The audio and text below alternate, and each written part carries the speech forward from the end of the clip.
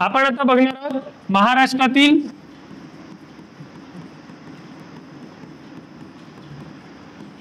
प्रशासकीय विभाग, जिल्हे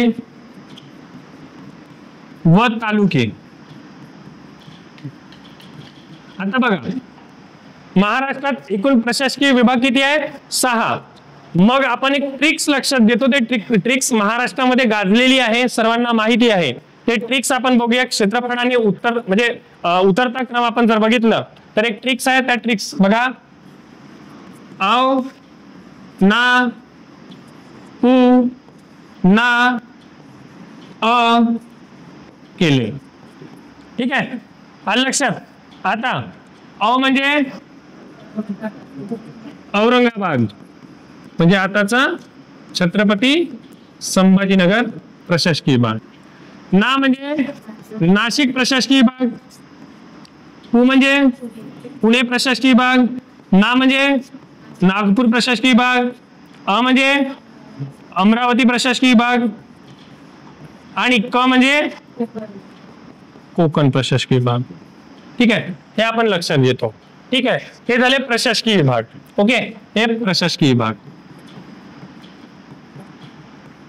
जर या प्रशासकीय विभागाचा विचार केला तर यातील जिल्हे किती? ठीक आहे, जिल्हे किती? तर बघा औरंगाबाद प्रशासकीय विभागामध्ये 8 जिल्हे आहेत. नाशिक प्रशासकीय विभागामध्ये 5 जिल्हे आहेत. पुणे प्रशासकीय विभागामध्ये 5 जिल्हे आहेत. नागपूर प्रशासकीय विभागामध्ये 6 जिल्हे आहेत. अमरावती प्रशासकीय विभागामध्ये 5 जिल्हे आहेत. आणि कोकण प्रशासकीय विभागामध्ये 7 जिल्हे आहेत. आलं लक्षात. हे एकूण जिल्हे किती झाले? 36. कळालं.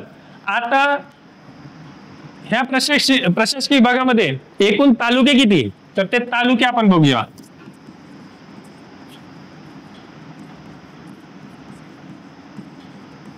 तालुक्यामध्ये बघितलं तर औरंगाबाद म्हणजे छत्रपती संभाजीनगर प्रशासकीय विभागामध्ये एकूण 76 तालुके आहेत. नाशिक प्रशासकीय विभागामध्ये एकूण 54 तालुके आहेत. पुणे प्रशासकीय विभागामध्ये एकूण 58 तालुके आहेत. नागपूर प्रशासकीय विभागामध्ये एकूण 64 तालुके आहेत. अमरावती प्रशासकीय विभागामध्ये एकूण 56 तालुके आहेत. आणि कोकण प्रशासकीय विभागामध्ये एकूण 47 तालुके आहेत. हे लक्षात घ्या. म्हणजे किती? एकूण 358 तालुके. आलं लक्षात? समजलं का नाही? ठीक आहे, हे झाले महाराष्ट्रातील प्रशासकीय विभाग, जिल्हे आणि तालुके. आता 1 मे 1960 रोजी एकूण जिल्हे किती होते? 26 जिल्हे होते. आता किती आहेत? 36 जिल्हे आहेत. मग ते कोणते जिल्हे वाढ झाली आपण ते सुद्धा बघूया. 1 मे 1960 ला 26 आणि आता सध्या 36 जिल्हे. मग ते 10 जिल्हे कोणते वाढले? ठीक आहे, आता 10 जिल्हे वाढले असतील ना, मग ते कोणते आहेत बघा. सिंधुदुर्ग जिल्हा, जालना जिल्हा, लातूर जिल्हा, गडचिरोली जिल्हा, मुंबई शहर, मुंबई उपनगर. ठीक आहे, वाशिम जिल्हा, नंदुरबार जिल्हा, हिंगोली जिल्हा, गोंदिया जिल्हा, पालघर जिल्हा. आलं लक्षात? हे जिल्हे तुमचे काय झाले रे? नवीन जिल्ह्याची निर्मिती झालेली आहे. एकूण 10 झाले का? 10 बघून घ्या. ठीक आहे, समजलं का रे?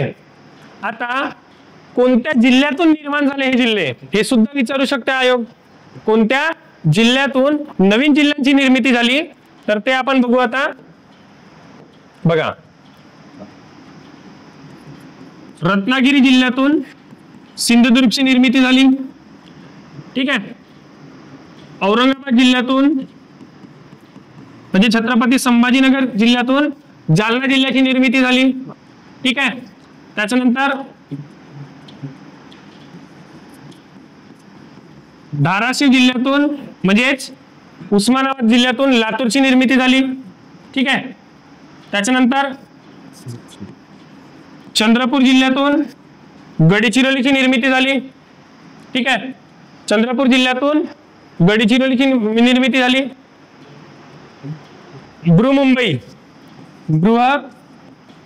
मुंबईवरून मुंबई शहर मुंबई उपनगरची निर्मिती झाली.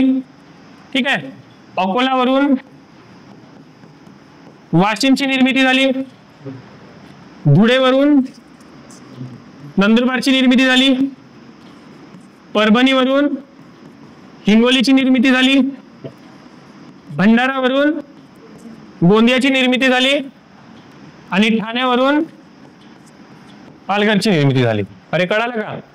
या जिल्ह्यांची नवीन निर्मिती झालेली आहे, आपल्या इथं लक्षात घ्यायचं आहे. कळालं की कळालं का रे?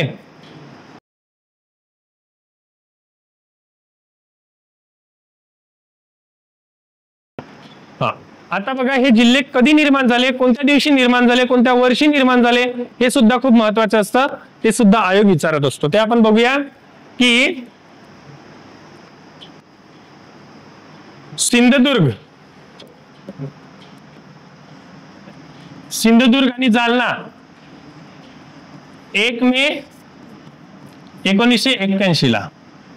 सिंधुदुर्ग आणि जालन्याची निर्मिती 1 मे 1981 ला झालेली आहे. ठीक आहे. समजलं का? त्याच्यानंतर धाराशिववरून लातूरची निर्मिती 16 ऑगस्ट 1982 ला झालेली आहे. चंद्रपूरवरून गडचिरोलीची निर्मिती 26 ऑगस्ट 1982 ला निर्माण झालेला आहे. ठीक आहे. बृहमुंबईवरून मुंबईची कधी निर्माण झालेला आहे? 1990 ला. 4 ऑक्टोबर 1990 ला. वाशिमवरून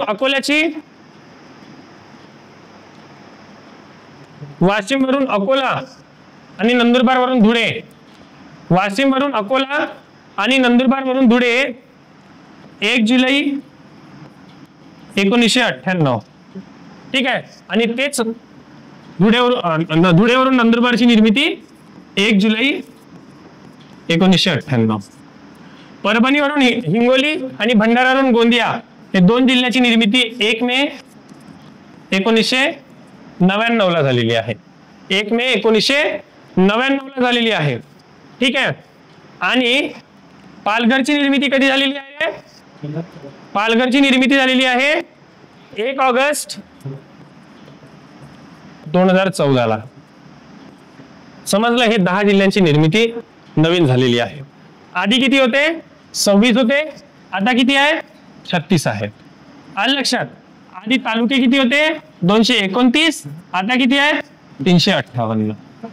इथपर्यंत समजलं तुम्हाला? इथपर्यंत समजलं का? हा.